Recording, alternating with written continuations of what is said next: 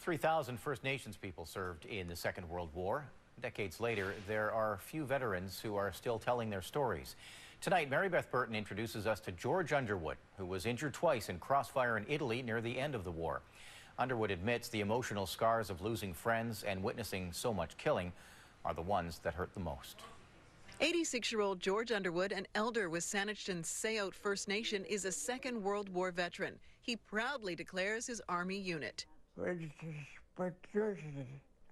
Canadian light infantry. Underwood has survived strokes and accidents and is living with dementia.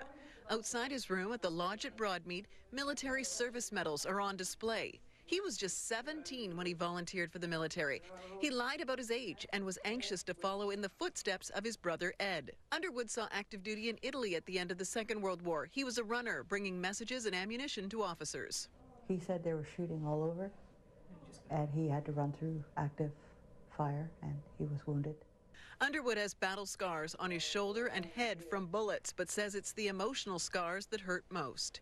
I seen loss in that killing in all kinds of killing. George Underwood went home after D-Day. His brother is buried in Amsterdam. Ed survived the war, but died of either pneumonia or TB waiting to come back to Canada. George married Geraldine, raised 16 children in Saanich, and now has 37 grandchildren and 18 great-grandchildren. His family also felt the wounds of war. He would have moments of rage when he was drinking. What he said one time was, they teach you how to hate so that you can kill, and then you don't know how to get the hate out.